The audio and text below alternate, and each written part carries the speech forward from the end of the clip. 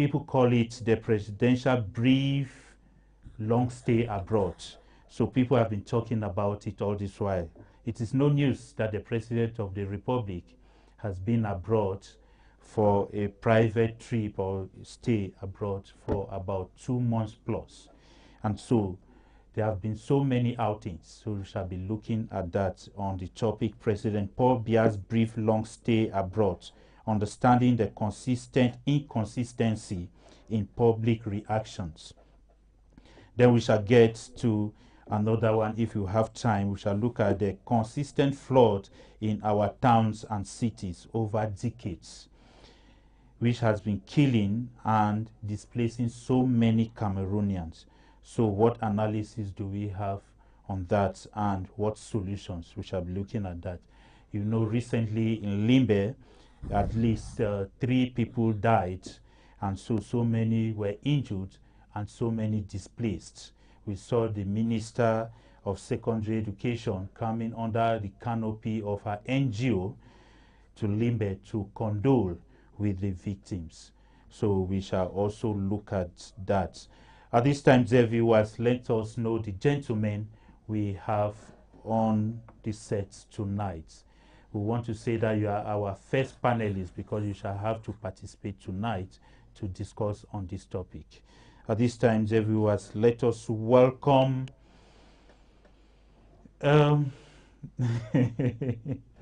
Obasi, you are welcome to Crossview. Thank you very much, Mr. Mwambo and my brother over there, Tadache. I think that it is another good edition for us to gather here and talk on pertinent issue that disclose our country. And I also think that it is highly right time for Cameroonians to understand and to be educated on what we call of participation and voluntary service during when it comes to patriotism and civic duties of our country. Thank you very much, Mr. Mambo. Thank you so very much. As this the time, room was quiet. let us also welcome Chetata. You're welcome to Crossviews.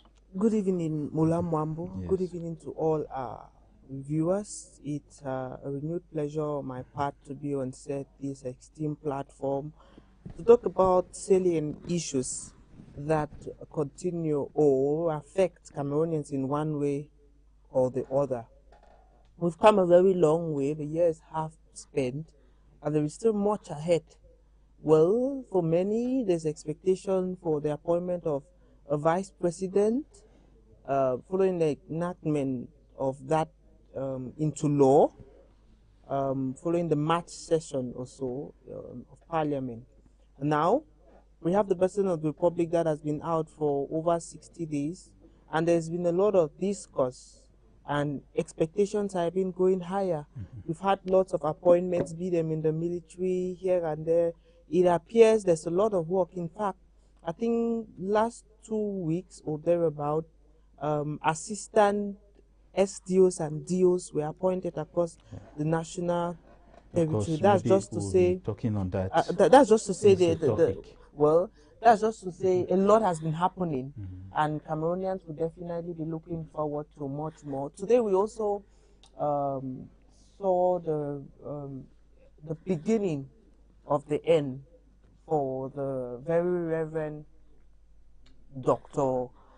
Festus Ambea Sada, Field Moderator of the Presbyterian Church in Cameroon, 2009-2014, who passed on sometime in June 22, if I'm not mistaken, and he was brought back to Cameroon over the weekend. Today in Buea, we had mourners from various spheres of life come to bid farewell to the man that has been described by many for his humility, accountability, honesty, and his calm nature. And of course, the funeral ceremonies would see a wake keep tomorrow in Bamenda, then the final funeral service in Bamenda on Friday, which will be followed by the burial in his native Nchum in Bafut subdivision. That said and done, we look forward to what the future holds. Of course, we look forward to what the future holds. Details on that we shall surely discuss on that topic on Friday, when I'm sure he will be buried on that day. At this time, dear viewers, let us go for a briefing. When we come back, then we'll take the first topic. We want to say some other part. We await the presence of other panelists, G. Lucas, and many others who are supposed to be here to tell us more about these topics. Let us go for a break. We'll come back to take the first topic. This is Crossed Views on Royal TV, where the headlines become meaningful conversations. Every episode brings together informed voices to examine the issues shaping Cameroon, Africa, and the world. From politics and governance to business, education, religion, technology, health, and society, we go beyond the headlines to uncover the facts, explore different perspectives, and inspire informed dialogue. This is more than a discussion. This is where ideas meet, opinions are challenged, and perspectives are transformed. Welcome to Crossed Views with the Jewish carpenter, moderator Mwambo William, only on Royal TV.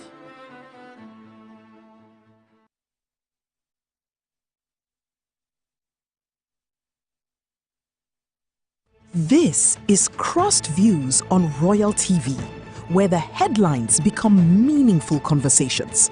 Every episode brings together informed voices to examine the issues shaping Cameroon, Africa, and the world. From politics and...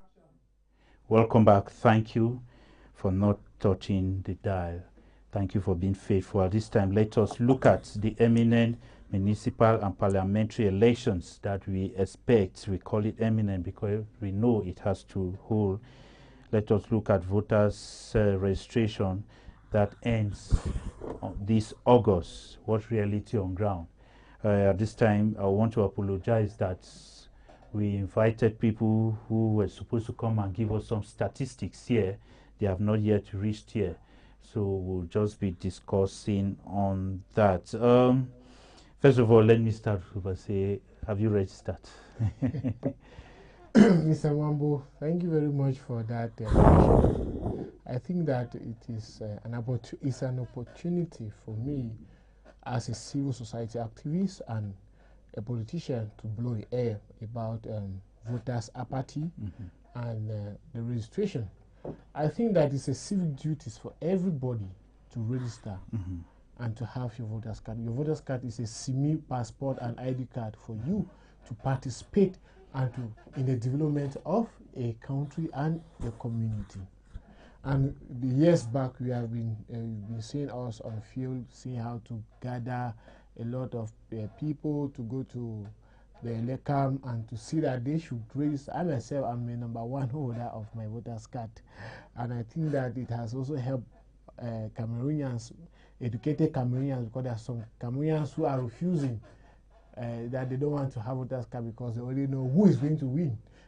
Whereas there's no problem about that. The most important thing is that you should have your voter's card because you are going to participate in the changing of the nation and your community at large. And I think that the eminent municipal election, last time I was here talking about opposition leaders who wants to hold big power at the level of the local government because parliament and the senate and the rest are part of our local government.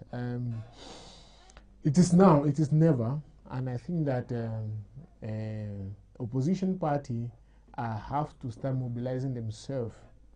And first of all, they have to do what they call voters registration for their members, their militants, and also volunteers, people that will be voting for them when it comes to this municipality twin election. And also, in addition, I think that it is important that opposition people, please, Mr. Mamo, give me this time. Let me speak to opposition leaders that it is high time that opposition leaders need to know that opposition need to know that they are no more in the sphere of child's play. I think that opposition leaders, they need to go back on ground and start doing what they call community service. and from there they start growing up as an opposition leader, because I think that we don't have up to 10% of an opposition in Cameroon, and whereas other members have been coming and saying I am an opposition leader only on social media, and they don't do nothing. They are not carrying any development at the level of the community. So opposition leader, go back to our community and talk to your people and bring them, talk to the chiefs, convince the chief, and make them that they should have the regain trust in you people, so that the you people can have that opportunity to lead our country, to change our country, because all of us, we are here for change.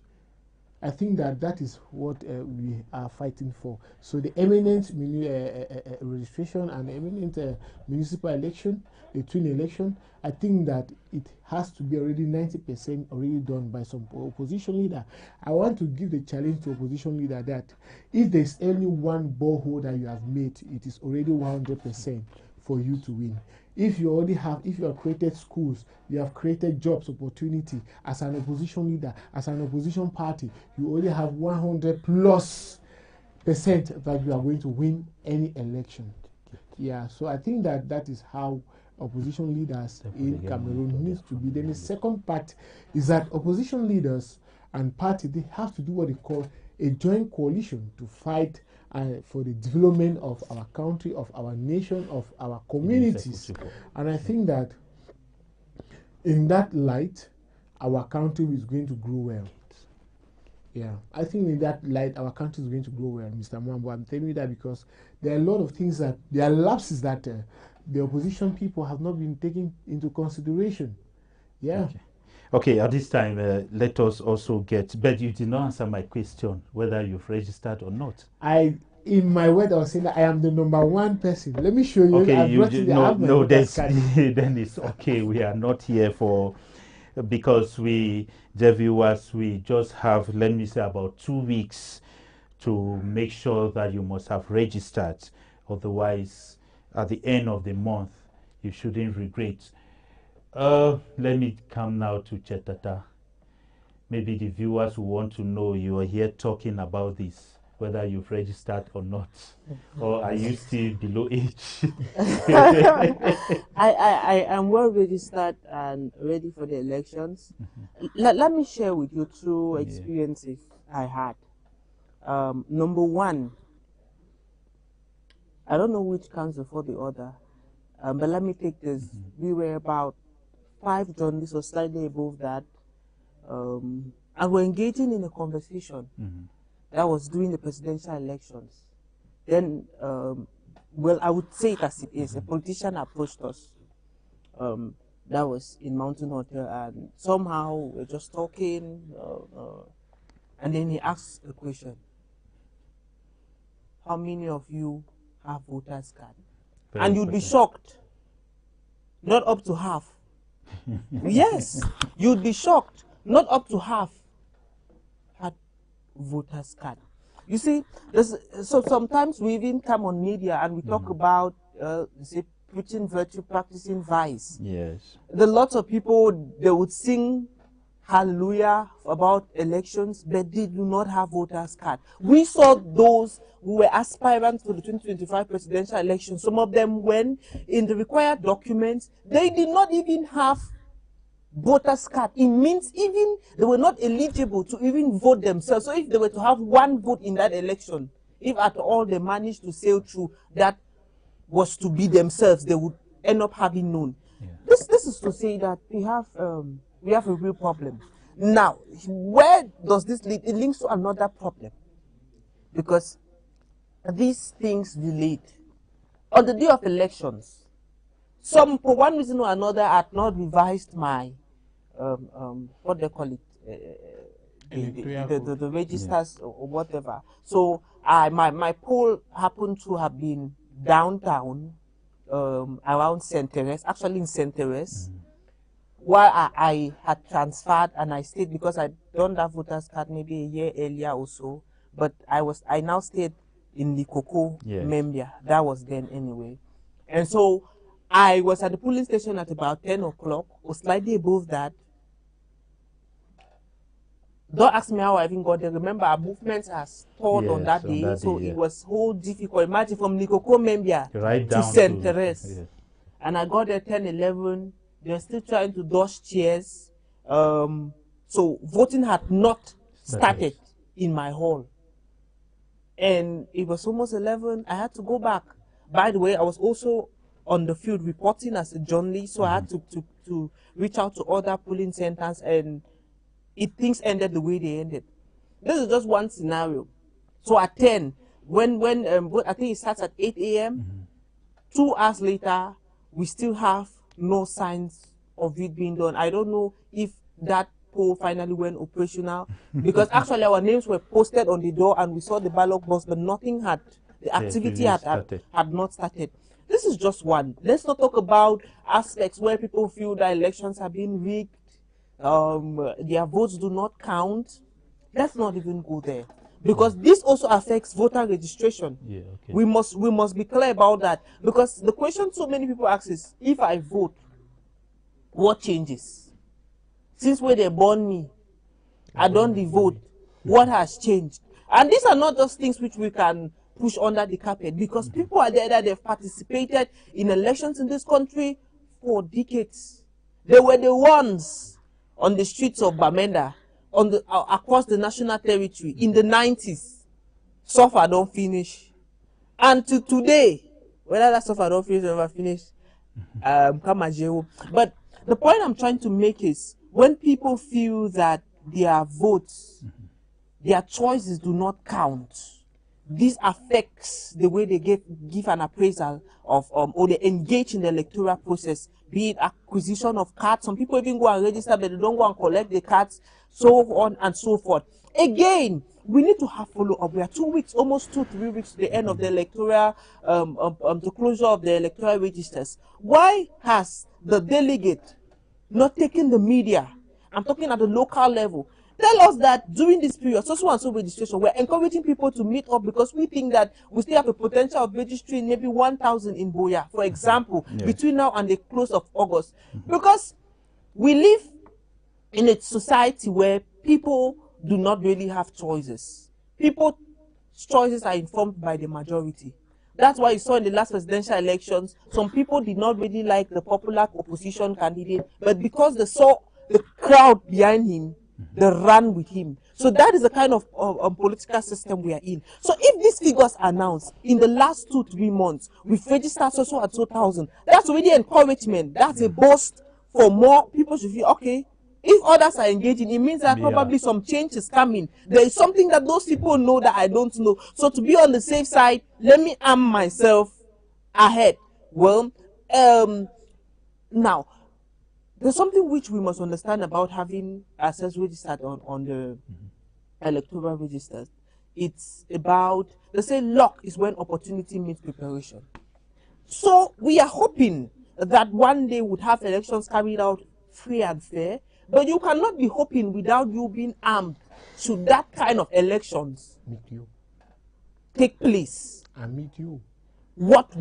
So you will not be able to participate because you're not well prepared for that election. So while we are hoping for that fairness and justice, we should be able to be ready for elections by having all of our tools in place. Whether going out to vote on that day is another discussion, but you should ensure that you are in line with, you have all your data placed, you have your voters card ready, and should proper elections take place, in fact, should elections take place, you should be able to participate. Sometimes in these elections, we have municipal elections coming up, we would have local candidates. Now, we are not going to be voting Pobia that we, I've never seen Pobia since I was born, but we're not going to be voting someone that we've never seen. We'll probably be voting now for member of parliament, maybe someone whom you pass and see around Clark's quarters. Yes. So even if you don't like maybe the CPDM, but you may like that man. So you want to go and vote that individual. Imagine now you don't have a voter's card. Then you become stranded. So I think we have to be prepared. We have to be armed for upcoming legislative and municipal elections. Everything being equal should be held in less than 1 year from now. So I think that we should really get to work. as individuals, we should really have that reflection and be ready for business. Of course, we should have that reflection and be ready for business. And the business this time is registration for the upcoming elections. But let me ask you, Basi, what do you think should be the reason that maybe the mobilization this time is so low, so slow? It's not like during the presidential elections. Because during the presidential elections, before now, you saw that euphoria and the number of registration had even skyrocketed more than before. But what's happening now? We just have about 2 weeks. Mr. Mwambo, Yes. I smile because I think that Cameroonians have passed through such level. And I think also that Cameroonians are discouraged of the situation of opposition leaders, not of the situation of the country and the party. It is the opposition leader and their opposition party that makes Cameroonians so discouraging, because you cannot go and say, for example, Mr. Chiruma Bakari, go and vote for him and he does not win. So those are the kind of discouragement you see that Cameroonians, the voters' apathy is not there, things are just being stagnant, and what Chatate was saying, that we have been voting for over 40 cases, but there's no change, and only one person is winning, or one political party is always at the top. But whether it is one party winning, it isn't the problem. We'll talk on that bit. Because what baffles me a lot, we just have 2 weeks. But that mobilization, which I can call this election a proximity election, because you are voting somebody you know physically, you know maybe the lifestyle. Now, Mr. Mwambo, but why is it so slow? Now, Mr. Mwambo, you want to vote for somebody. They have not present the public the person. That is another thing. No, we are talking about registration now. It is under registration. It's not yet time. Yeah. It is under registration, please. Okay. If you want, let the people should vote for you. Go and take them, let they should register so that you can have the voters card. That's number one.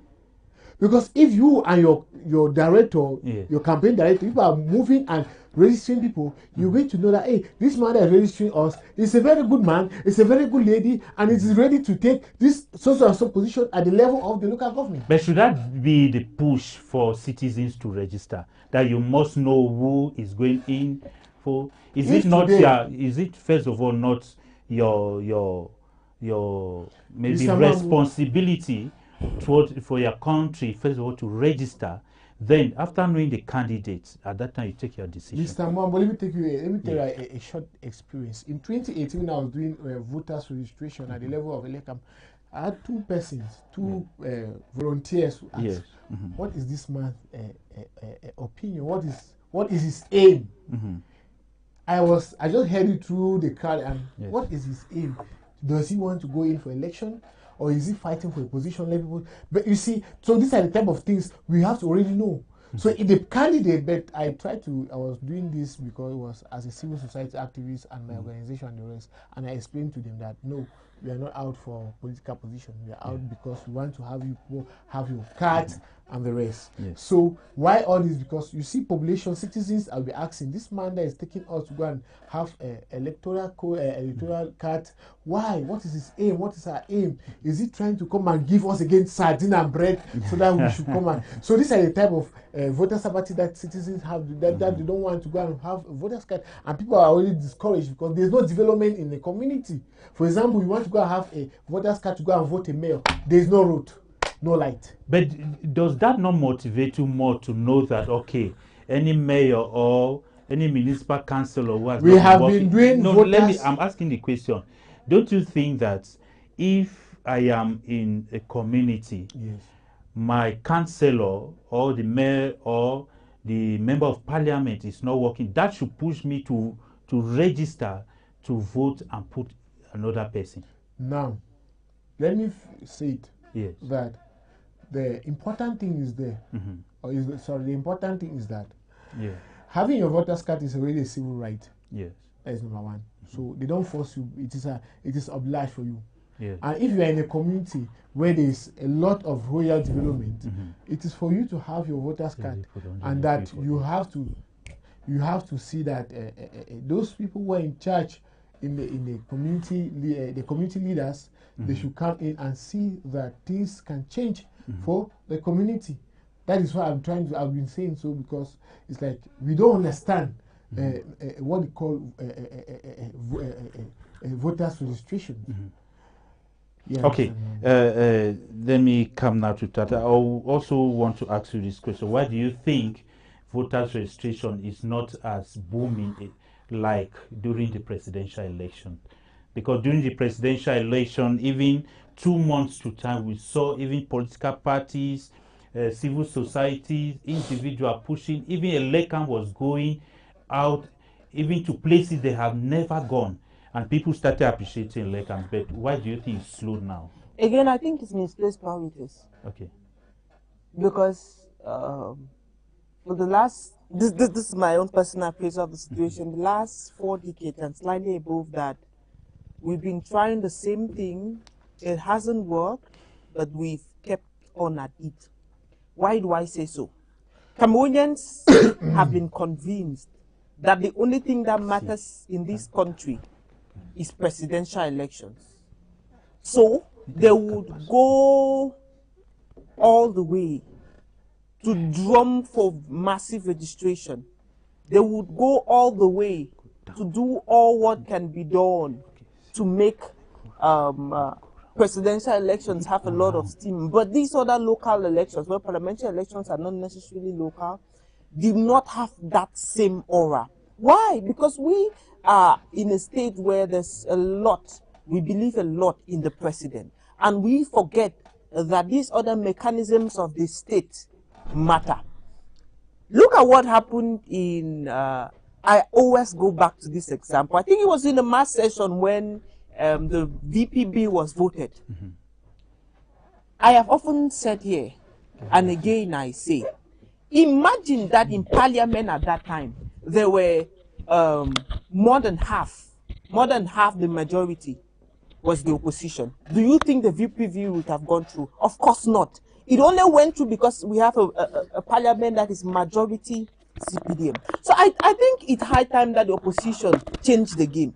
They say since birds have learned to fly without perching, hunters should learn to shoot without missing. If we've been going at the presidential elections for the last couple of years and elections and we can't get it, why don't we change strategy?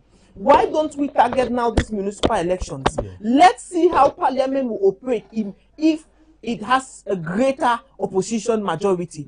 Why do you think the regime in place ensures that parliament has a great number of its militants in there? Because in as much as we think that the parliament is robust, it's robust because those that have gone in there cannot really call the shots for the people. But if we send those that probably represent the aspirations of the people, it's going to be a hard time. It is true that the executive has a lot of power, but that also does not undermine the power that the legislative has. But what you are saying, I think the problem is misplaced priorities. Well, so I call it, we've tried presidential elections, it has failed. Yes. Let us take that same effort, right, and put it now into municipal elections and see what change we can achieve.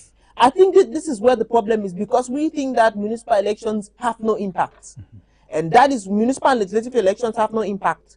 That is why we always focus on the presidential elections. And if you cannot get that, I think it is best placed to, why not even double efforts towards this? It said that and let's see, I repeat again, let's see what happens if there is a majority opposition in parliament. Let's see what happens if in over 365 or thereabout councils around the country. Let's see if we have close to 200 opposition councils. Let's see how the country will run. Let's see how things will happen. I think this is the new way that opposition should start looking at things and appraising situations. But let me ask you this question before I get to Nji Lucas. Let us look at civil responsibility. Who has the blame here more? Is it those, the politicians, those who want to go in, or the citizens who are not being responsible? Because we talk here of the people are supposed to go to the field, but we find some other countries where people take it as their civil responsibility. Now, that is Yes. where political education comes in. Okay. We cannot be talking about political education when we have a very low literacy rate. Right. All of these things, they go together. So people can only, so we're looking at those countries, maybe they have over 90% literacy rate. People are able to read and write, so they have a better appreciation of issues. You see, in fact, you know, Nelson Afizo, in his book on democracy, I think published last year, he even says that democracy is not a thing for Africa, maybe just not yet. Yeah. Why? Because Africa today, people are fighting to eat. That is the reality. There's someone watching television now, the person does not have night meal. We cannot even be talking about elections. The person, even the election come, will not come. If the check and say, he go sleep now, how hungry for a belly.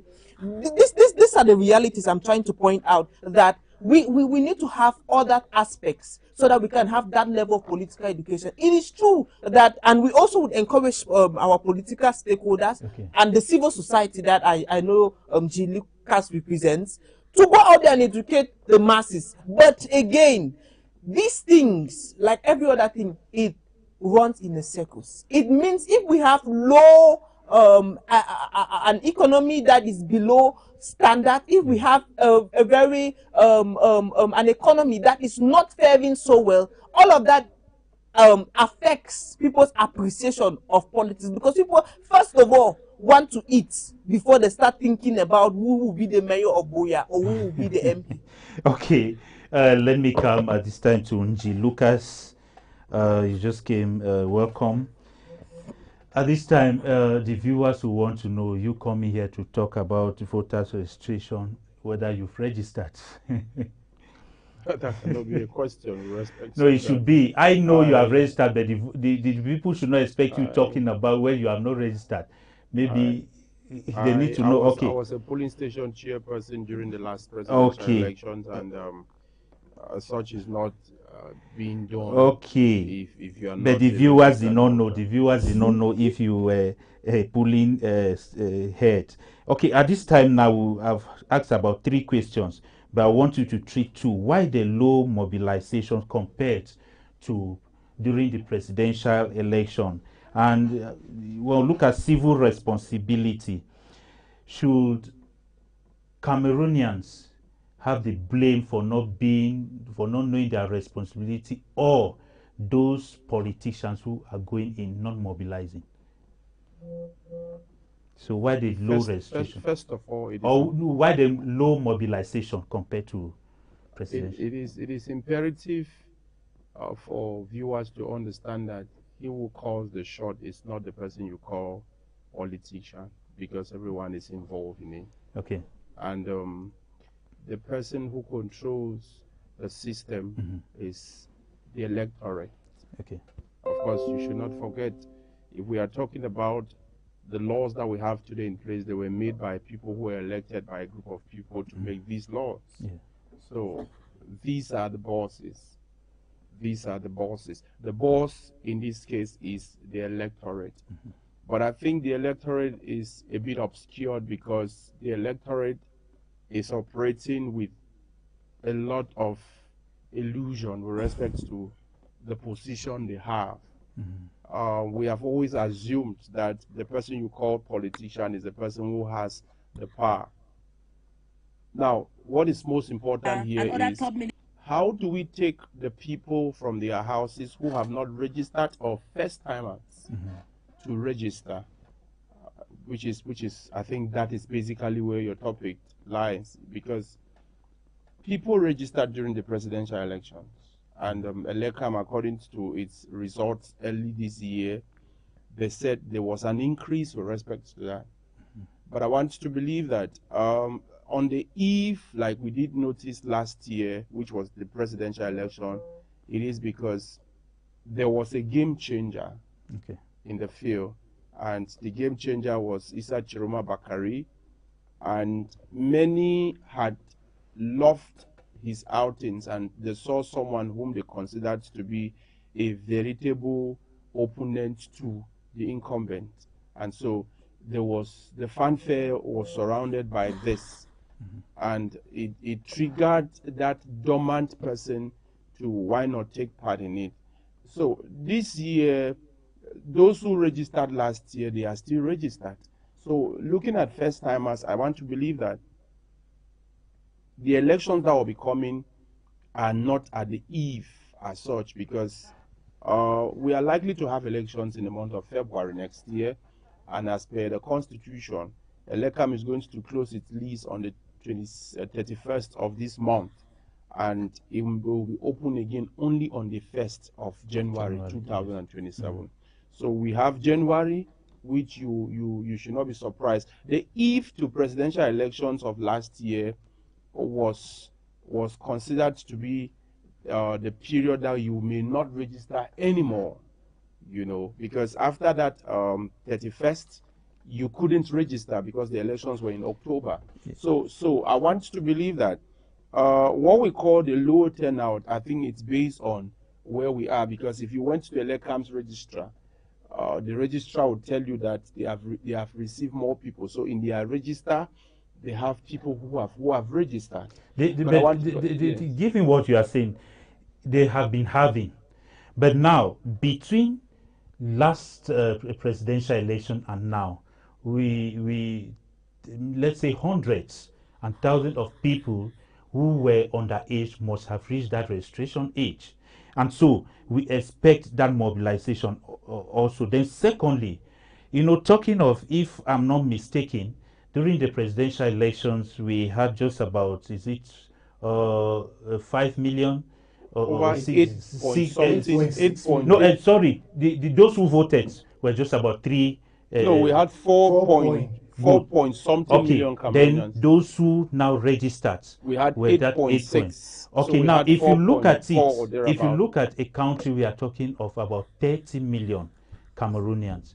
We know that if you start counting from the youths to the adults, they should have more people who have not registered. Yes, that's where the problem. And by now, those who are below the voters' age should have reached that age. Now they are turning to 21. Yeah. Now this is where we are still saying that the legislator is going to capture and repeal that particular section in the voters' law. I'll put it that way, the voters' law. Yeah. Okay, not the electoral code. Let me put it that way. Now, what is most important here is those who are turning to 21, you know, those who are turning 21 and who are now eligible to register for elections. Yes. Like I earlier said, they have a time. When we say Cameroon is over 30 million or Cameroon is about 30 million, I think Cameroonians will be disappointed looking at the mess, the fiasco we have as a census. You know, we have always been estimating. Okay, secondly, do you think there will be... Yes. I was about to hit it, please. With about 30 million, now we are looking at those, the demography of people who are of the age to register for election in Cameroon. There is no data. Okay. There's no data for that. Because Cameroon is said to be a country with about 65% of youth. And when you look at the age someone is considered to be a youth, you still have the bracket of 18, 19, and 20 who are not even 21. Yes. And these people constitute a relatively greater majority out there. A practical example, if you were to look at our high schools and universities, today you find a first-year university student who is still a minor, and you see that they are between 17 and 20, and they dominate in terms of the population. Okay. So these are the people that we think they are a greater number. And whenever Cameroon is being analyzed as a country that is about 30 million people, we always say only 8 million people have registered. But we don't have the exact number. And this is so because our research institutes are somehow failing. And of course, you should know that it is not going to be an easy research to be carried out. Because if you look at the enclaved nature, like we are presently having the fiasco of a census, you know. So these are some of the things, these are some of the hindrances surrounding okay, with your analysis, you also talked of maybe we still have January. But don't you think that if the polls are called, maybe they have to call, the polls have to be called? Is it 40 days too? It is set to be 40 days Yes. before the polls. Yes. That is, you convene the So electorate do 40 you days see before. that? Do you see that January It's February. no, Elections are I'm likely to talking be, the registration of January. Do you see it come to pass? as per the Constitution, that will not be stopped. As per the electoral law, pardon, as per the... No, because if the polls are called, not so, registration stops. Of course, as of the day the electorate is convened, everything comes to an end. That's what I'm saying. Beautiful. Now, we are saying that all things being equal, Cameroon will have municipal and legislative elections In February. in February. But if you were to look at the municipal elections as per the time it was indeed postponed by the president, who got his power from a rubber stamp parliament, which is indeed an echo chamber of the executive arm of government, and a place where people go to praise those who have pushed them to have privileged seats somewhere to make laws that suit them, because they think that they are on the upper echelon of the laws that cannot indeed bring them to order. You should know that the municipal elections, if you follow the time, it can be in the month of December, as per the time it was indeed Good, postponed. yes, because they... So this is where I think people should rather have some worries. Perhaps, that, okay, all things being equal, assuming that President Paul Biya Vondo Bartholomew, His Excellency, the President of the Republic of Cameroon, happens to convene the electorate during that particular period, would there be a significant turnout of the people? I think this could be the puzzle. Okay. But I want to believe that no matter what, Cameroonians have understood, and if you were to follow the trajectories, if you were to follow the atmosphere, what is indeed taking place on ground, you would have observed that the incumbent, for its very first time, I want you to believe that since you were born, you never heard that they had to assess the impact of an election on them, shortly after the elections were held, though they retained the presidency, they retained the parliament and all whatnot. So it is an eye-opener to the electorate, that is to you that goes to vote whoever you want, to understand the power you have in that card in your hand. Because municipal and legislative elections, they are unlike presidential elections. And these are elections, I think their results are declared. If I were to look again at the electoral law, they are declared by the parliament, I think, And as such, they are declared by the parliament. And the 20 days, not more than 20 days.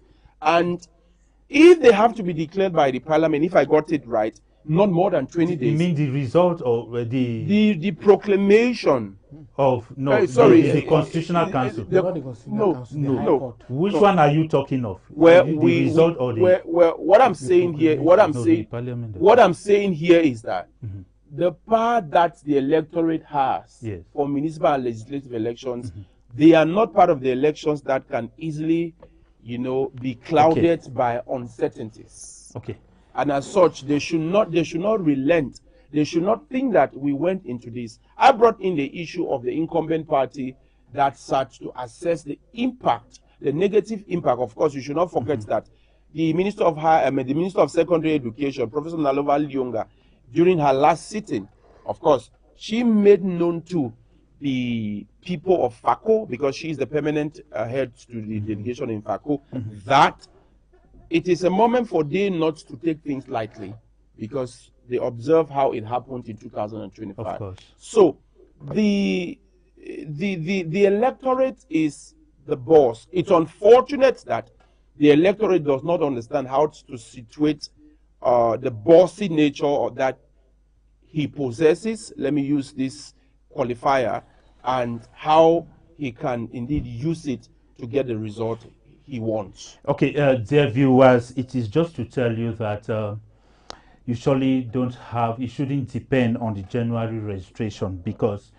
to call maybe for elections, it is in the hands of the President of the Republic. So he may do it at any time for the elections to whether it's December or February. So if you think that you still have January, it might be very risky. So it's better use these 2 weeks that we have before the end of registration. You go and register.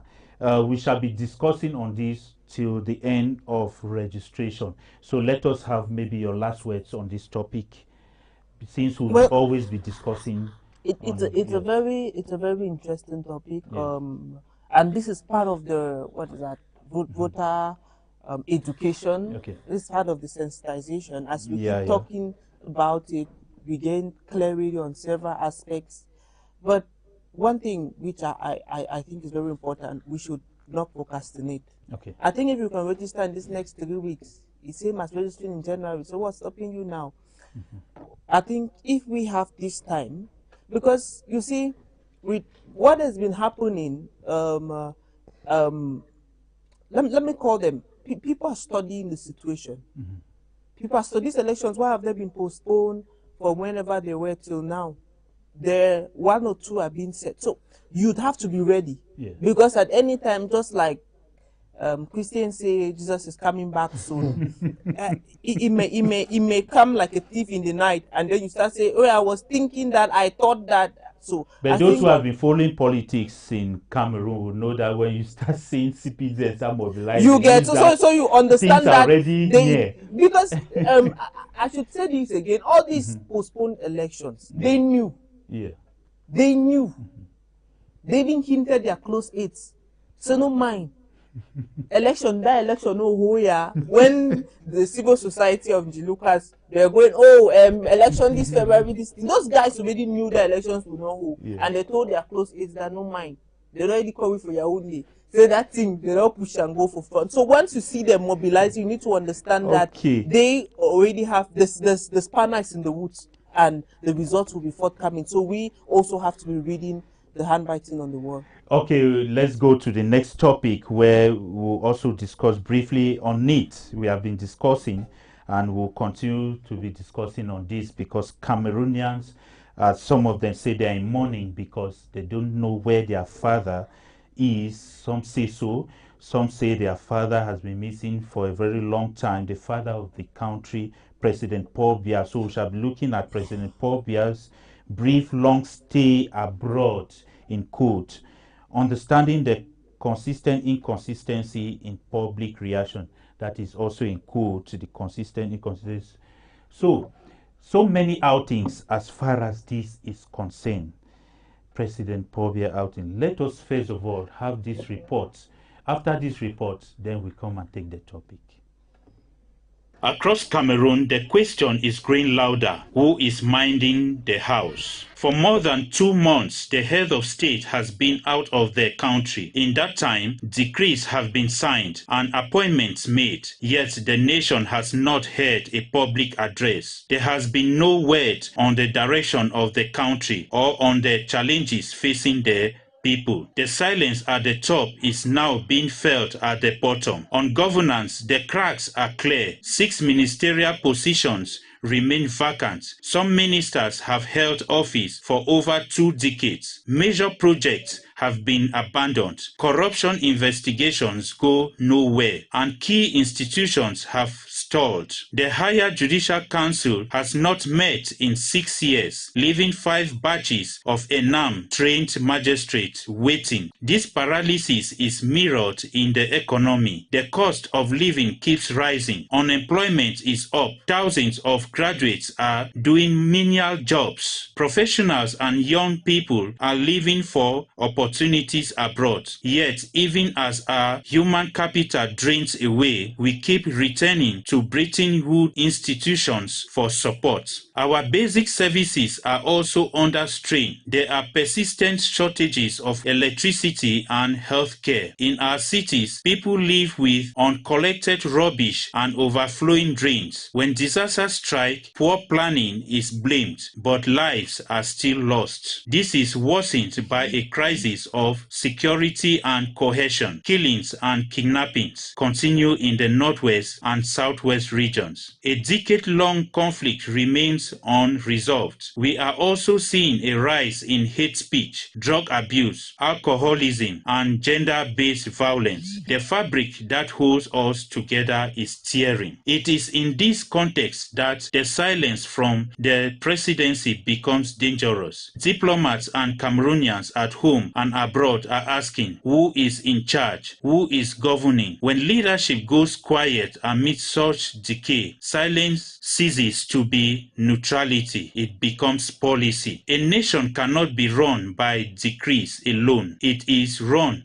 by presence, by direction, and by communication. Command is not leadership. Leadership answers questions. Leadership sets out a plan for water, electricity, jobs, peace in the northwest and southwest, and for the youth who are leaving. We have reached a crossroads. This is not just economic or infrastructural decay. It is a decay of confidence. When institutions stall and the highest office goes silent, citizens are left with frustration and despair. This is not about individuals. It is about the republic. The republic needs a voice. The republic needs a plan. The republic needs visible leadership. The people are not asking for miracles. They are asking for clarity, for accountability, for leadership that speaks in difficult times, and for government that moves from paper to action. Until that happens, the question remains in a nation facing this much, while the silence. Welcome back. Thank you so very much for that report. At this time, we take the topic President Paul Biya's brief long stay abroad, understanding the consistent inconsistency in public reaction. I want to begin with you, G. Lucas. You've been, not only recently, you've been on social media very vocal about this. And so yours is also one of the public reactions as far as the absence of the president is concerned. Yes, it is no news that His Excellency President Paul Biya, who got another mandate from Cameroonians as was declared by the Constitutional Council last October, I think October 27 or thereabout, as the winner of the 2025 presidential elections in Cameroon, has been out of the country for over 65 days. And there have been mounting pressure on the presidency. Then I posed a question somewhere that is the Unity Palace a place to unite some Cameroonians, or it is a place to unite Cameroonians? Then I said, at this moment, Cameroonians cannot continue being under that veil of not knowing exactly what is happening on the other side, because it would appear there is a dark piece of cloth on Cameroonians, and we depend on information that is given to us, but we don't see with fact as concerning the exact whereabouts of the president. Then I said, let me also go back to look at the communication channels, which I think it's where you caption, or where your caption is coming from, the consistent inconsistency of the exact whereabouts of the president, or in communication with respect to where the president is. Because according to Samuel Vondo Ayolo, who is the director of the civil cabinet at the presidency of the Republic of Cameroon, President Paul Biya B. Vondo Bartholomew left the country for a brief stay in Europe. And at a particular point, after mounting pressure on the government, on the state, then it was said he's somewhere in Geneva. Okay, we took that to be what it is. But other opposition party leaders, human rights defenders like myself, the civil society that has to respond to the people with too many questions that is coming its way, had to ask again, where exactly is the president? That was after about 32 days or thereabout. Now, we know that a brief stay has its own period. It wasn't long, we heard another government minister. This time around, it is the Minister of Labor and Social Security, Gregoire Owona. who came out very vociferous and quite unrepentant and told Cameroonians that the president, as any other Cameroonian, is on leave. But and should he that be an reserves- unrepentant statement? No, it's when you look at it, when you look at the manner in which it was reported, because when you go by the last information, it doesn't tie with the last information. I'm coming there Yeah, so okay. you get it.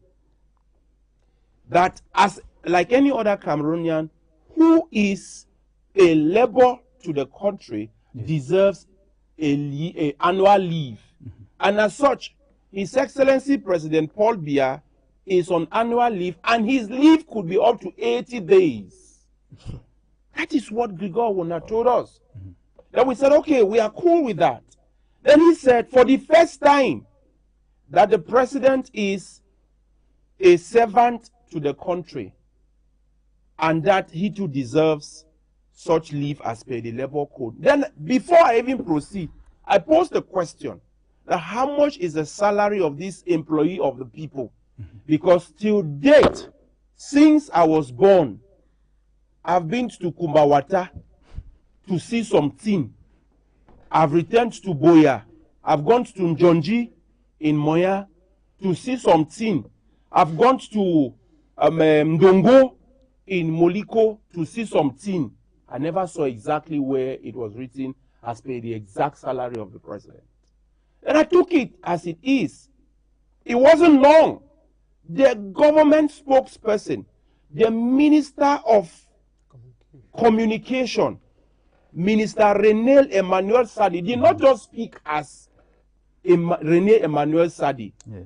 He spoke as the Minister of Communication and the government spokesperson. That the head of state is in Europe, he is in Switzerland, and his return is imminent. Then I went out again and posed a question that, okay, all is cool. Where exactly is the president? Because even some of his tweets that we got, we are no longer having them. So what is happening? We can't get his tweets. We cannot even see him on social media, live, on a live program. You've seen him before.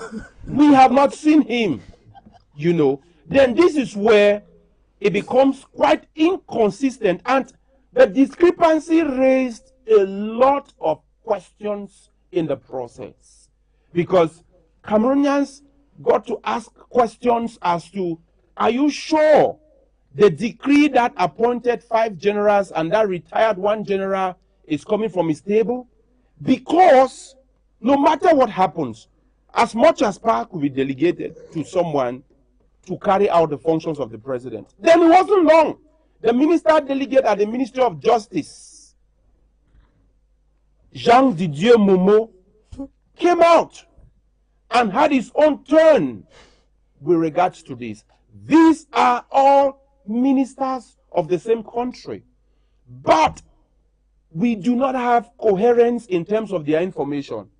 We do not have exact position in terms of their information.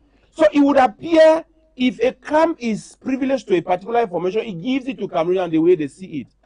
So in the end, no one is apologetic. And before long, we have also seen a reputable barrister of the Republic of Cameroon, who is a member of the Cameroon Bar, Barrister John Kamini, who also now says, in diplomacy, when we talk about the president going on a brief stay, it doesn't imply the period we are seeing, that he has a number of days, and within the Schengen zone, he can go beyond that. Then someone said, because he too had also made known himself as a CPDM militant or supporter, not just a sympathizer. So it became something that, to those of us of Cameroonians of goodwill, who wants to see the growth and the welfare of the country, that things should go on the way it is in accordance with our law, we had to look at it as if Cameroonians are being downplayed by those who can tell the military to stay put, But before can I tell leave the you, police to one stay of the put, government or not. officials, a CPDM member, said the president is doing well, and so those who want to have the tourism of everything should take the transport and go to That was at another least provocation. no, it is to tell you that if you want to get the truth that they are talking about, you can go to This Switzerland and see. statement prompted a group of Cameroonians who apparently says they are frustrated with bad governance. Yes, but he who wanted calls people to know that themselves Brega Anti Sadina, which I think by logical interpretation in English, it basically means that the brigade that is against those who take bread and sardine as the modus operandi of how the country should go. They had to go to the Cameroon embassy in Switzerland, which of course is the first place that receives the president. And they went further to Intercontinental Hotel, which is alleged that is where the president is indeed lodging, to ask the exact whereabouts. Just as that CPDM person had requested, Cameroonians have gone there, and we saw on the social media how a top official at the level of the Cameroon embassy in Switzerland was washed, so to say, with a certain white substance. So you see, these are not issues for Cameroonians to take as a plain tool, because we are talking about the nucleus of Cameroon's sovereignty. Okay. And if you play with that, then you would have played with an entire country. And let me tell you before you go, you take your mic. The sovereign people of the country wants to see their president. If the president is not fit, and this is why I'll cue back with what he said with regards to the power possessed by the parliament. Then I said, if you went to Article 14 of our constitution, it gives 1/3 of the parliament and 1/3 of the Senate to have an extraordinary session to repeal certain laws. That is where I had to go again to say that let them do this for the good of Cameroonians, so we can repeal the law that gives exclusive power to the Constitutional Council to declare vacancy. Because the Constitutional Council itself is becoming quite inconsistent with cases where they have told us that they don't have that power to entertain it. Okay, I'll come back to you. Are in total disarray with regards to this. Okay, but please, for few seconds before I leave you, you say the Cameroonians are hungry to see the father of the nation. Is it out of love or out of hate? I want to put it the way it is. Because even the way you yourself talk, is it like you are missing your president that much? I want to put it the way it is. Mindful of the fact that President Paul Biya is an employee where my taxes, your taxes, our taxes you are missing it out of love. You understand? Okay. It is but normal that an employee to a people should be answerable to that people. He did not arrogate the position of the president to himself. It was given to him by Cameroonians for a purpose, and as such, that purpose Let me get to Obasi. Go through. Dear viewers, on this topic, we are looking at what I've put in quotes as the consistent inconsistency of the outings, the public outings of Cameroonians. That's what we have described as consistent inconsistency. So the outings of Cameroonians. So you have the right as a Cameroonian to call, or you participate through WhatsApp on this. Let me come to you, but what's your take about this? Because this consistent inconsistency comes also, he has been talking a lot about government officials and CPJ and politicians, but we have civil society who have been coming out, we have lawyers and so on, opposition leaders. What's your take about their outings? And even journalists. We saw a paper the other day that outlines so many things that handicaps Cameroon, and his outing is affecting the economy of Cameroon. Mr. Mambo, thank you very much. Thank you very much. You have just been pointing to where I wanted to enter into economic and sovereignty. My dear Cameroonians or my panelists with me, we should not be speculating, we should not be asking where is the whereabouts of the president, because he was there with us for over 45 years, and there was no change. What we Cameroonians need to know is that how are we moving from dependency to independence? That's the number one thing. Because the president of the republic is out to see that Cameroonians can be totally independent. For example, we have a lot of independence that we are fighting for. Cameroonians are fighting for. We have the economic independence, we have the monetary independence, we have our political independence, we have the freedom of speech, we have a lot of things that Cameroonians are expecting from the president. The president of the republic cannot just sit and he's rubbing his hand and things are not moving well in his country. So he went outside to see that things can be done for the good and for the better. Another narrative as to where the president is coming from overseas. Okay, so it means the magic is outside there, and so when it's outside, okay. Let me come to Chetata. Do you have any worry about this? Personally, not so much. I really not give a rat's ass. But you see, I am trying to dissect why are Cameroonians.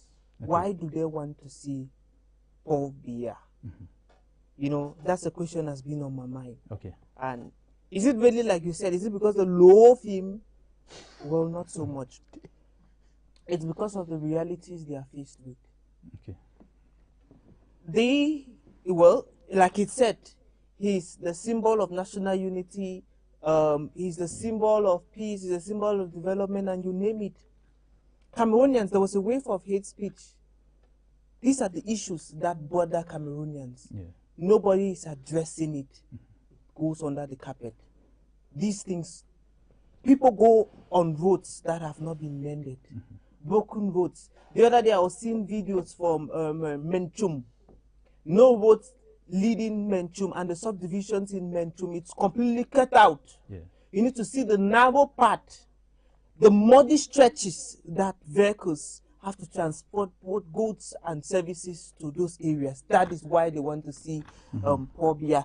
Let's not go too far. In Kupe Mwaninguba there, Bakosi, I saw a video recently and there was no access road. So the point is, there's a lot. But how does this absence affect? Because yesterday we saw the stretch of road somewhere in the north was launched.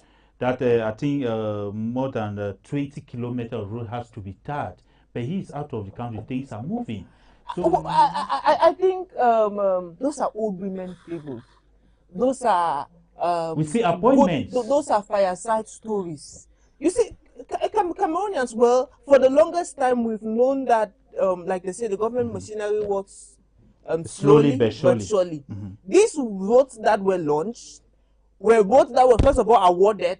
Yes. And they say the contractor went up, came down, cassava done, Komoro, and then now they are coming to relaunch. We are not even sure that the projects will be delivered on time. And then guess what? They come in this to tell us the time frame. When are we expecting this to be executed?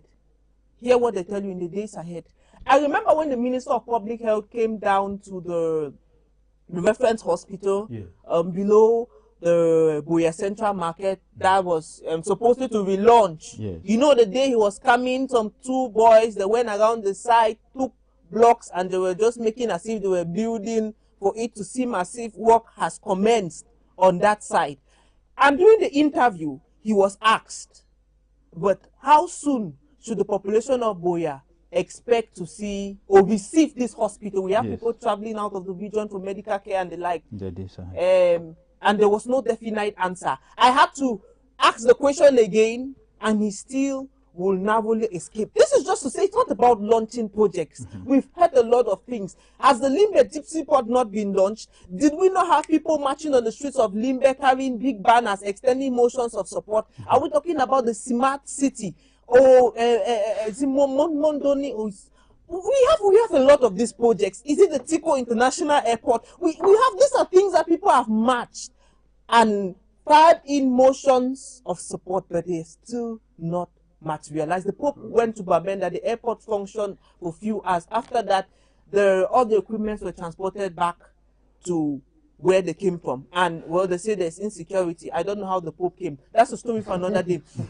But the point is, why do Cameroonians want to see him? They even don't just want to have him installed in Etobi. It's more than that. They want him to have a touch and a feel of these realities. You know, usually when people go around these roads, the question they ask is, this same roadway will pass on top so. Now the same roadway, governor, everyone go weekend, it pass on top the same road.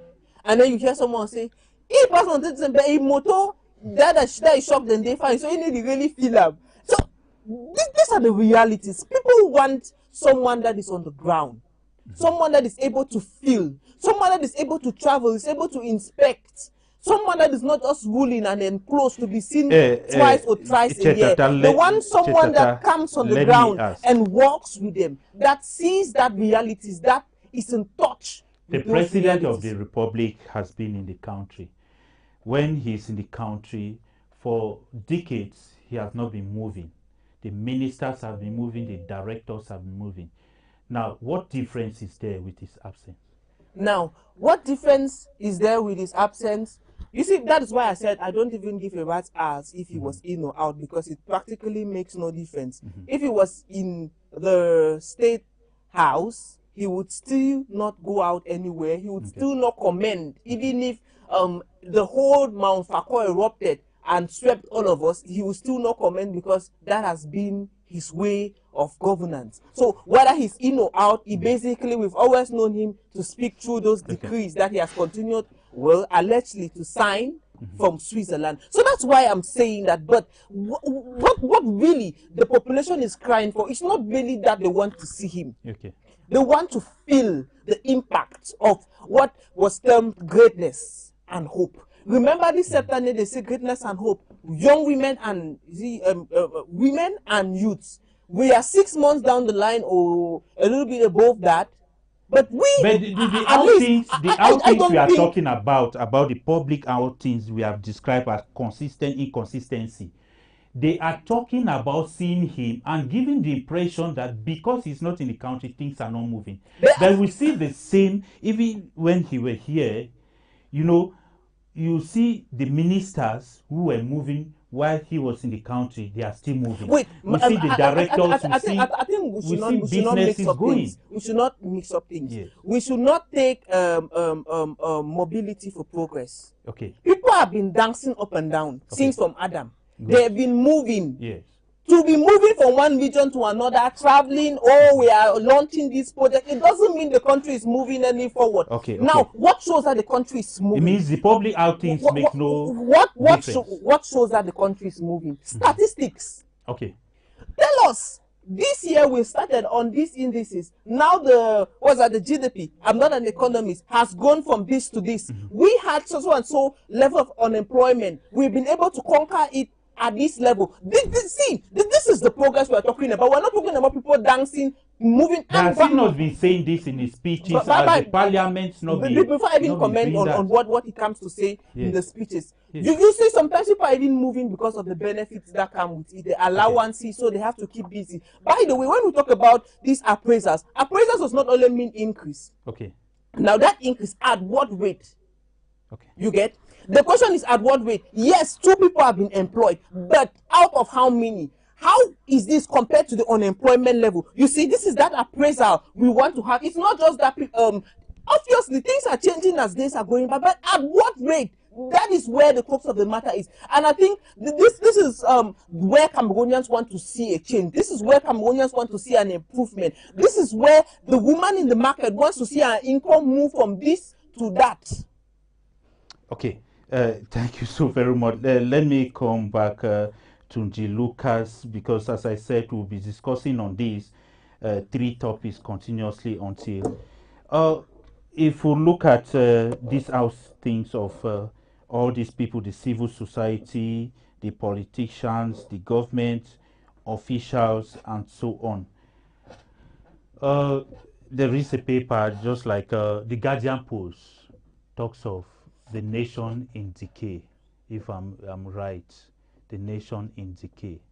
Now, the nation in decay, just as I asked him in different words, do you see the nation really decaying? Because what I'm trying to get here is his absence and when he was in the country. Is there any difference? Because the ministers are still doing what they were doing when he was in the country. The directors of companies, the regional delegates, the civil servants are still working. He is abroad, he's signing documents just as he has been doing. He's doing appointments. I think you're basically looking at the impact, the negative consequences with respect to the because if you see the outing, like the outing of O.C. Joshua, if you see the outing of Akere Muna, if you see the outing of the political leader, all of them are talking because of his absence. Even what journalists are saying, maybe on papers also, because of his absence, things are not moving. But we want to see, they should show us how things are not moving because he's absent. Now, remember this, please. Whether he is present and things are not moving or not, what is most important is that you don't employ someone without knowing where he is. You don't simply take information without seeing the person. Okay. Now, to say that they should clearly state, if you listen to what Hiram said, if you listen to what Barrister Keremuna said, if you listen to what Honorable Joshua Osi said, if you listen to what other members of the civil society like Nji Lucas have said, it is obvious that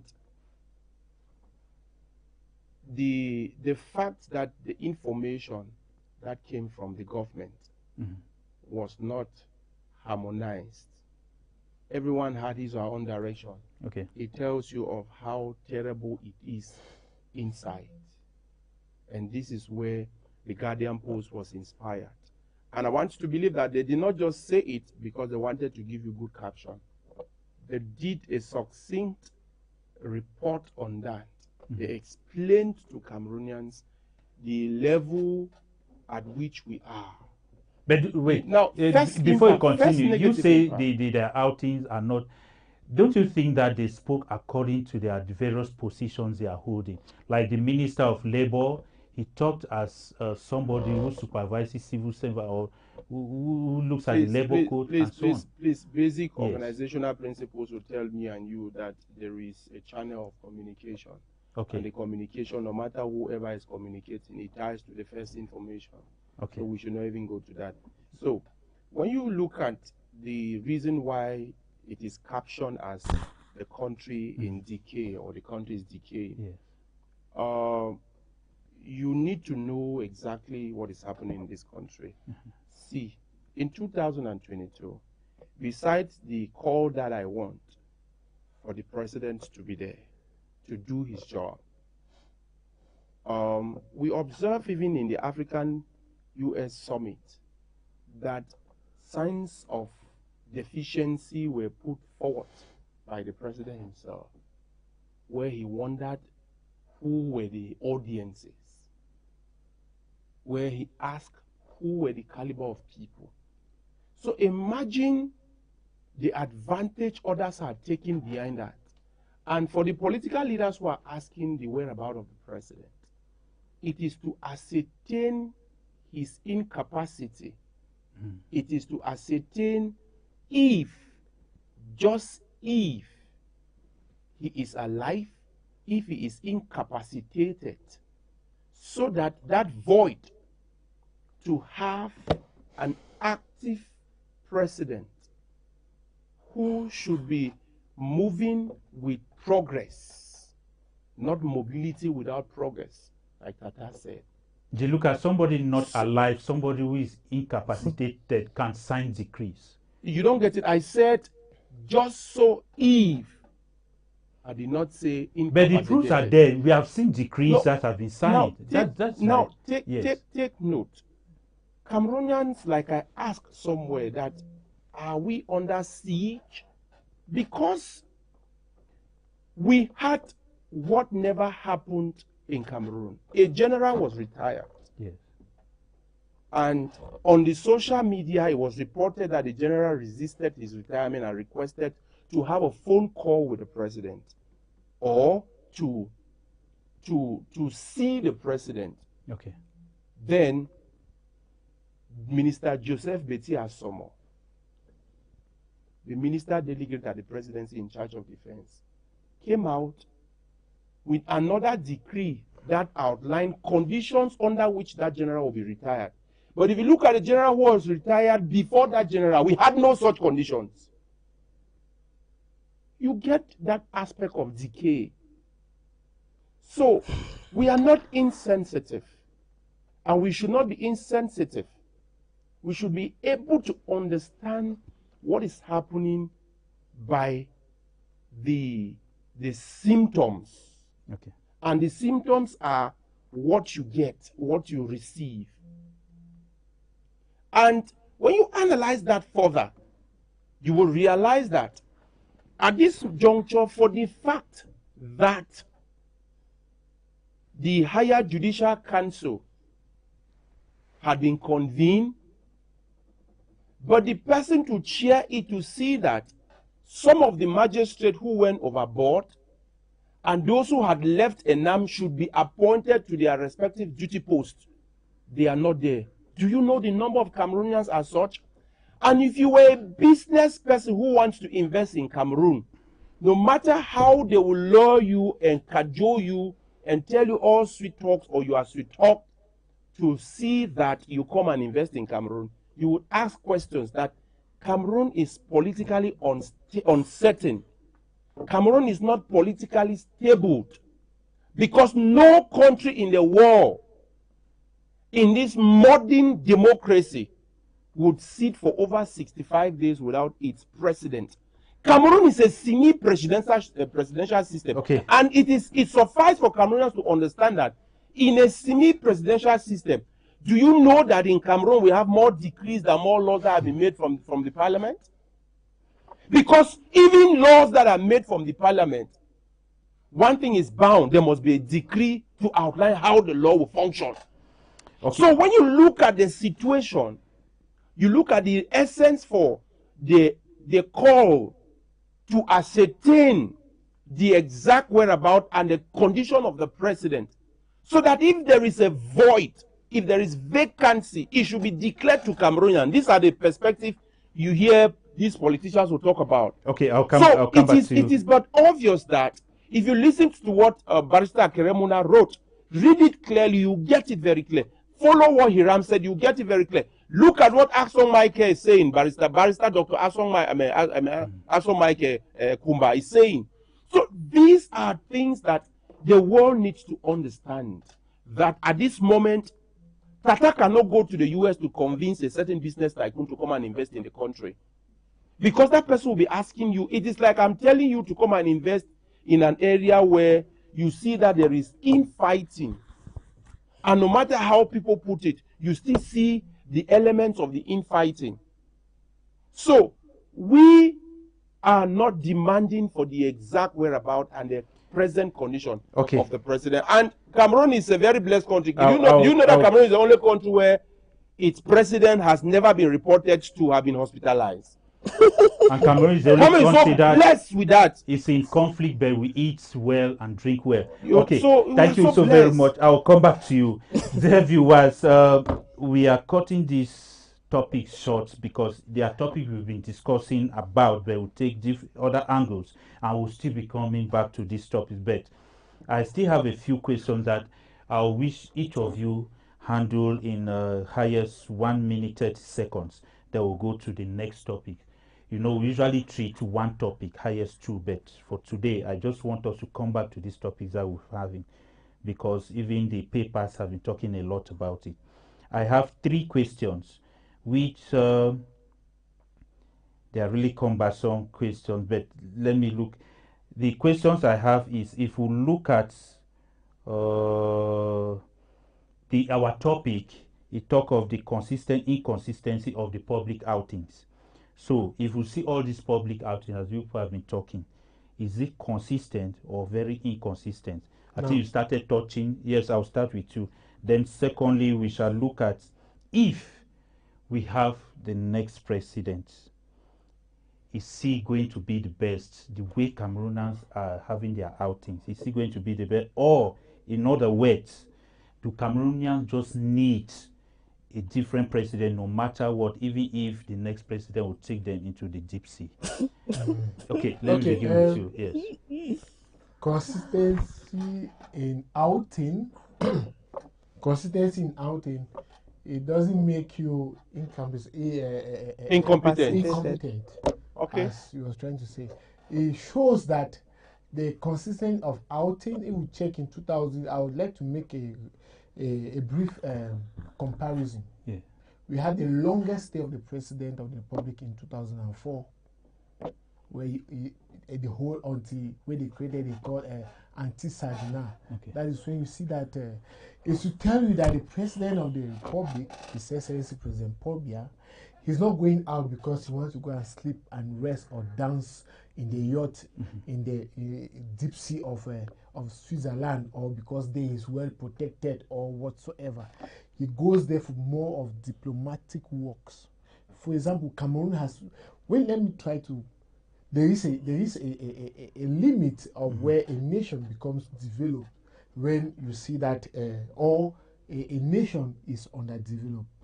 Now, the president of the republic is fighting for the country to be more developed, and so that things can be well for the citizens and the youth and the new generation of Cameroonians. If you say the president now, we are striving to the aspect of having a standby economic and having our money, our currency. That is one of the aspects that the president of the republic has gone to do in Geneva. And the second aspect is to bring more of independent investors that can come into Cameroon to see that they can invest in the growth of Cameroon. Okay, so then let's look at, because our focus is the outings of the outings of the public. Now, do you see that consistency there or inconsistency? I see the way they come out as far as this is concerned. Now, I will put it in two ways. Yeah. The first thing is that civil society activists, if they are well educated, they have the right to be making noise, because they will know that wherever they are standing, they know that the president is doing well or whatsoever. But hoopless civil society activists who like to use social media, who like to criticize what they don't know, what they don't see, they will always, I think that they have to shun them. Okay, all is well. Let me come now to you. How do you look at it, these two questions that I've asked? You are there. Do you just need a new president, or even if that president is taking us to the depth of the sea, or you see, what did I ask, and the consistent inconsistency in these outings? What's it? Well, I'm a journalist. I would not want to say whether I need a new president or.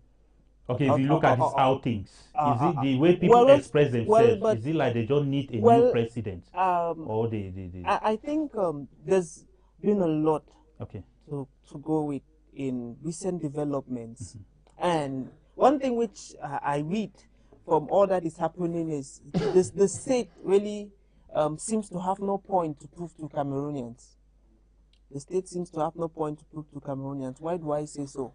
It took Radio France International to come and do an interview with René Emmanuel Sadi, Minister of Communication, government spokesperson, and then for CRTV to go on air and say the minister said that to FI.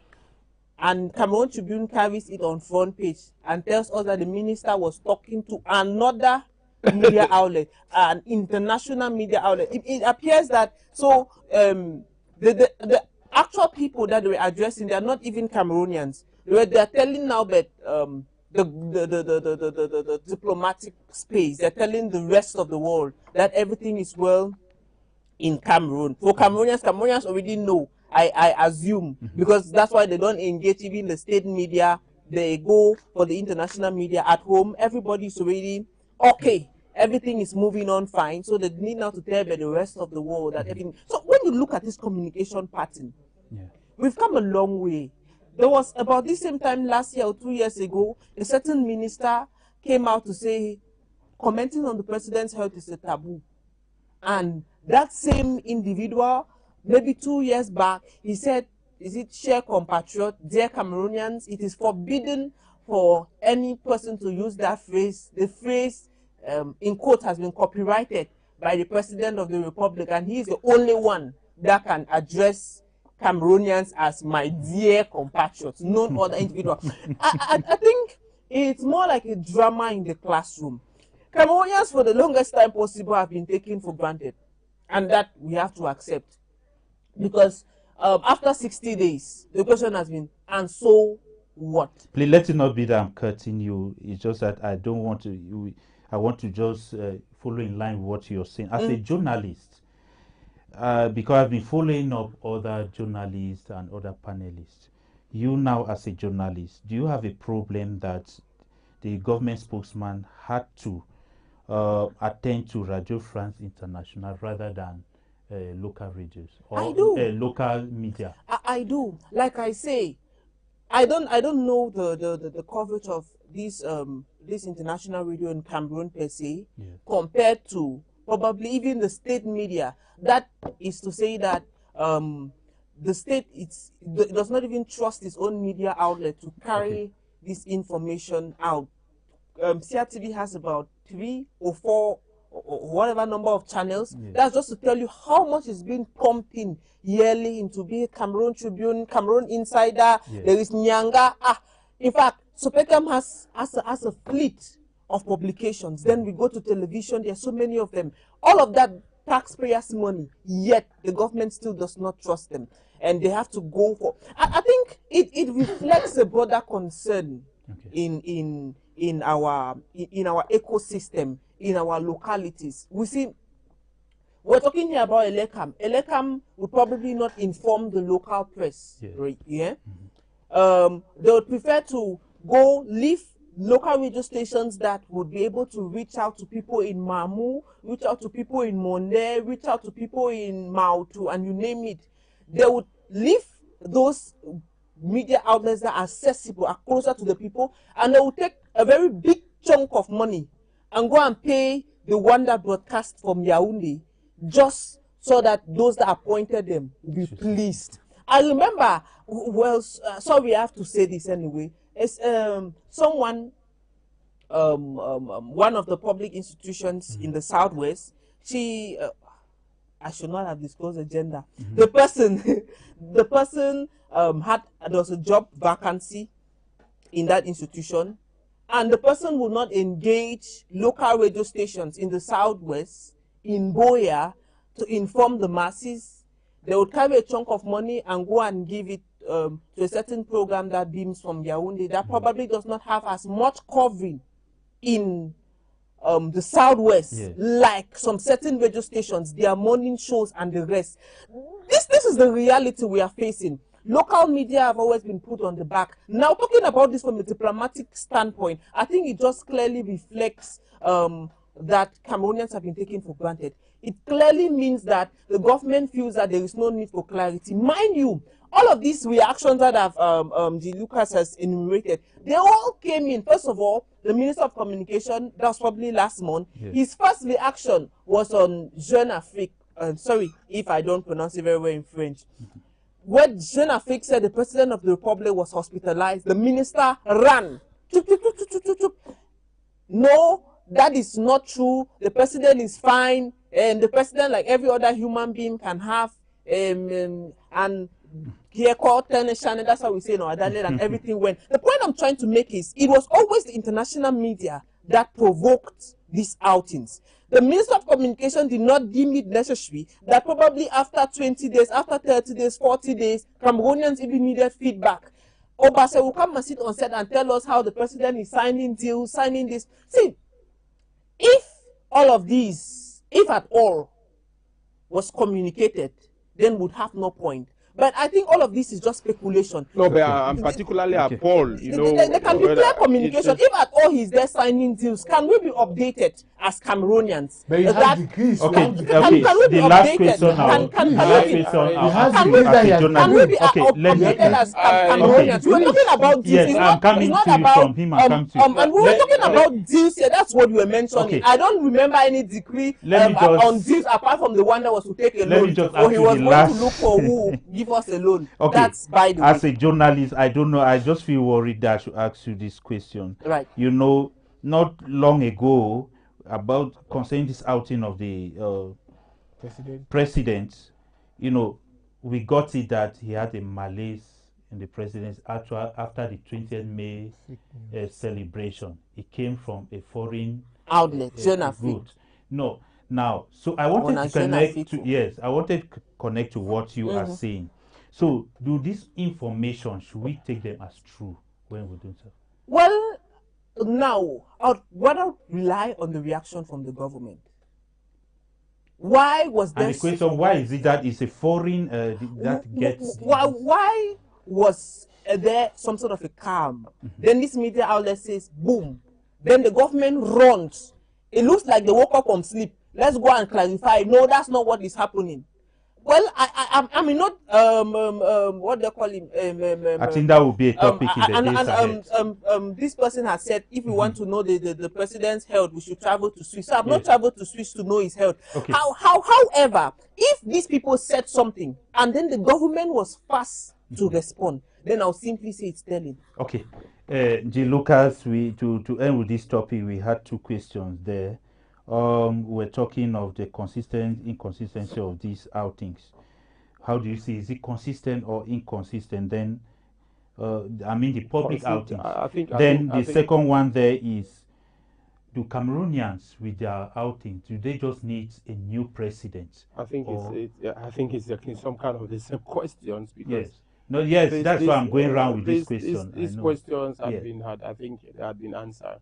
Okay, then let me just ask one what- that reflects what you are doing in life or in public there. If we look at the declaration of vacancy at the presidency, which you know the law very well, if we look at the parliament, we look at the constitutional council, and we look at the law, where do we have the lapses? The parliament, the constitutional council, and the law, where do we have the lapses? what is most important here is Yes. the institution with the exclusive parts to tell us who becomes the next president is the constitutional council. Okay. And it is rather unfortunate, like I earlier said, that with that exclusive power, they have been tested by Professor Maurice Kamto a couple of times, and they said they do not have the competence, or they do not have the powers to entertain certain matters. So do you see the law doesn't have any problem? You don't look at the law to have a problem, because it's already a law at the moment. You should rather look at because one of the outings of the politicians said the law does not tell, so they have to regulate that. No, it is. He says it is not captured in a law exactly what should be. Yes. And to repeal a law, it is but normal that laws are repealed based on the need with respect to that. Okay. What is quite unfortunate is that why Samuel Vundayolo says President Biya is in Switzerland for a brief stay, or Basi rather says President Biya has gone to sign private deal. Then you start looking at the jigsaw puzzle. Then you put everything in front of you, and then you start asking yourself questions. Is it that the obscurity of Cameroonians is veritable, or is it that it is based on knowledge? And to imagine that the civil society is not making noise, and you cannot be an aspirant of a political office, and you see the civil society of a sort that makes noise. The civil society goes out there to educate the people on the respective laws. Okay, now activism or political activism is different from the civil society that is out there to educate the people. So the problem in the Republic of Cameroon is that we have had people who are relatively very Bele-centric. That's my terminology. And so what does that explain? Because you have it in quotes. And Bele-centrism is indeed the fundamental problem in our republic, where people have insatiable quest for their belly. Okay.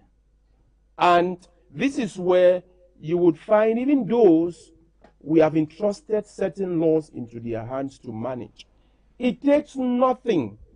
It takes nothing for the government to tell us. But I'll tell you that on the contrary, if you heard the Minister of Communication, he's outing on RFI, that's Radio France Internationale, Now, this is to please the investors out there and those who are looking at the political void, the leadership void in the country. You get the so because they understand the consequences. Don't forget that Britainhood institutions are likely not to give you money if they are not very clear on their situation. Imagine you giving me a loan and the next day you have uncertainty within your It means Cameroon and Cameroon government has a clean sheet because the British. No, you don't get. No, you don't get it. Go administration has been responding well read, to the country. Mr. Kongolo, Yes. read what IMF had said with respect to Cameroon. IMF had proposed a lot, and I'll tell you that you should never look at someone who is doing business as an aunt or an uncle to you to think about your welfare, but they'll look at their security. You get the point. Now, I can tell you that, okay, since I have the army, I have the police, I have the gendarme, I have the B, I have the presidential guard, I have the secret service, you know, I have administrators on the ground, I have lobbyists around the world. I can tell you that don't bother yourself, that I'll give you this. If you give me this amount of money, after all, we'll you know how we can manage this. this. So Topic. the problem in the Republic of Cameroon is that we have succeeded to have people in offices who do not resonate with the realities on the ground and the people's plight. And until when we would have had the right people to understand the plight of the people, the country cannot have growth. Don't qualify infrastructural growth that goes nowhere. It is killed by the spirit of inertia still, because we have had a lot of white elephant projects. Tata enumerated a couple of projects: the Tico Airport, the Bamenda whatever port, the Limbe Deep Sea Port, the Wawa Port, all the ports that are porting, you know, but they are leading us nowhere. You get the point. And what we need in this country, we want a leadership that communicates and think about the people. So this is a moment, it's an opportunity for you, that young person, to go back to one of the topics that had been raised here, that a LECAM for you that have not registered should be your only option. Because that is where you have your joker. And I'll end with this. If you evaluate the panic in the camp of the incumbent, though the incumbent is on the seat, though the incumbent is on the throne, but I'll tell you that why at the Unity Palace, they understand that the unity is for some Cameroonians, not for all. And this is why the incumbent party called for a quick review as concerning what happened in 2025. So you did touch them. You did touch them at that point. If you fail to continue with the momentum, then you would have lost it. And you can't afford to lose it, you know. Obasi, thank you so very much for respecting this invitation. Thank you very much, Mr. Mambo. I think that Cameroonians, they need to understand that the president, the head of state, they do not hate them, but really holds them much in their heart. It's like you are so informed about the head of state. Backstage, you told me that he will be coming in the. No, he will be coming back in the days ahead. Bam. Let me tell you that, Mr. Mambo, that the president, the head of state, President Paul Biya, is not a Cameroon politician.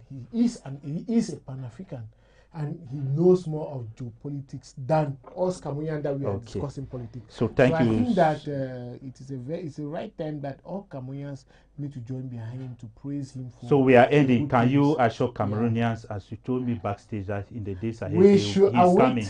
The head of state, His Excellency President Paul Biya, the chief of armed forces, the chief of the force of all, the force of funds. He's coming back in the days ahead. Yes. Okay. Thank you so very much for coming. It's been an enriching discussion to be on this panel, especially joined by the civil society. You know, there is what I can say as a media person. There is what Obase can say as a politician. And there is the input the civil society brings that we obviously cannot replace, because the civil society remains a civil society. It's been an enriching discussion. Thank you, and we hope to see you again. Thank you so very much, Nji Lucas, for making it today. It is my pleasure. I have just a single appeal to Cameroonians. Don't give up. One of the viewers reacted here. They expect to see you frequently. Well, all I'll say is it is for Cameroonians not to relent. Don't give up. You are close to it. You felt they did feel that punch you gave in 2025. And it is important. It is for the good of the country. It is. I am not on an evangelism for anybody. I am for the evangelism for all Cameroonians. Okay. And whatever is going to remove whatever is spoiling Cameroon, I will be for it, but I will not be for violence. Of course, we can't be for violence. We are here because we want to contribute our own quota for nation building. And so nobody should be for violence, because if you spoil Cameroon, you have no other Cameroon, you have no other country. It is no IESA. You see now that those who felt that they could just leave the country and stay somewhere else, they have been sent back. And so let us fix our country and enjoy it. So you need to always contribute to make sure that the country goes ahead. So we call on all of us, please, you have just about 2 weeks remaining for you to register. On the 31st of August, registration ends. And so don't depend that maybe you still have the opportunity. You don't know when the President of the Republic may call for the polls. So make sure you go and register. See you on Friday for another program, same time, 7 p.m. Having moderator Mwambo William. Thank you so very much.